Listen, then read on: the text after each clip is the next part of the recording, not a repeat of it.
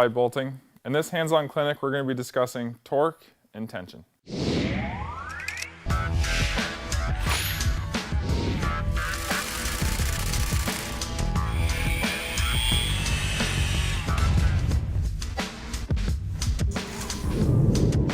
What is torque and tension?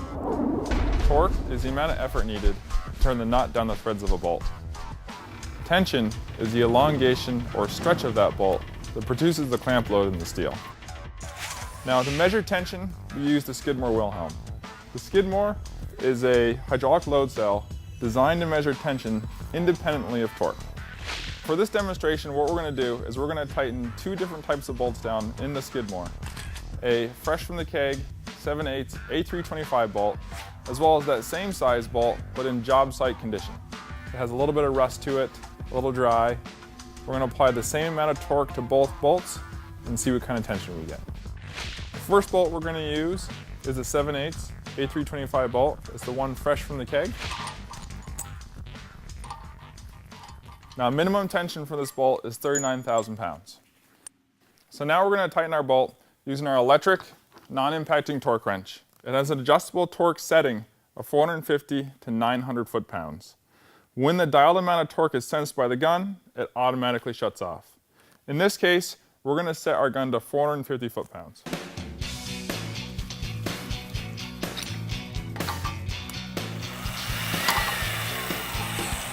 When the gun senses the 450 foot-pounds of torque, it'll shut off automatically.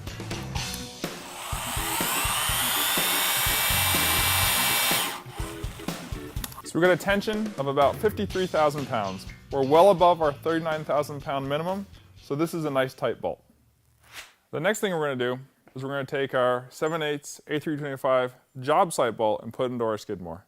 As you can see, it's dry, a little bit rusty, something typical you might find on a job site where storage may not be ideal, or possibly the bolt has been up in the steel and it's been quite a while before the crews come around to actually tighten it. With our wrench still set at the 450 foot-pounds, I'm going to hold my finger on the trigger of the gun and we're going to see what kind of tension we get.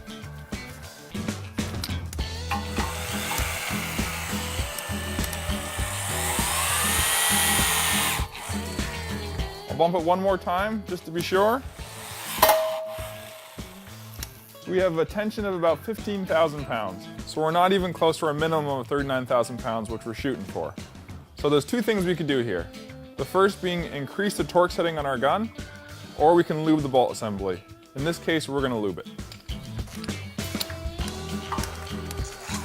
As you can see, the tension of the job site bolt is much lower than the bolt we pulled straight from the keg. With a dry bolt assembly, most of the torque is used up overcoming the friction caused by the rust. Your efforts are spent fighting friction, not advancing the nut. The result is a lot of work, but loose bolts. This reinforces the idea that just because you torque the bolt doesn't mean it's tight. So the first thing we're going to lube is the washer face of the nut. About 40 to 50% of our torque is used up between the nut and the washer contact. Another 40 to 50% of our torque is used up between the threads of the nut and the threads of the bolt.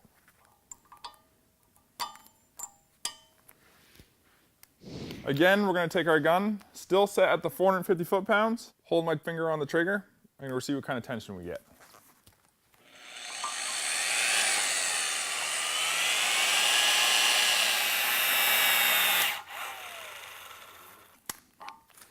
We got about 48,000 pounds of tension.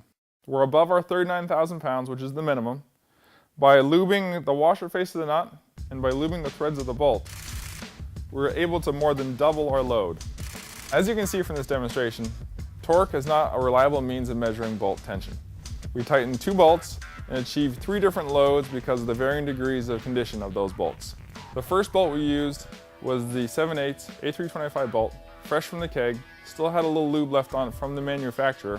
The lube is water soluble, so if it's not stored properly, similar to that rusty job site bolt we saw, it'll be hard for it to get up to that minimum tension of 39,000 pounds that we're looking for.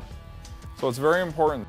By lubing your assemblies, you can easily get it north of 39,000 pounds, and by storing your assemblies correctly, you're easily going to get a properly tensioned bolt.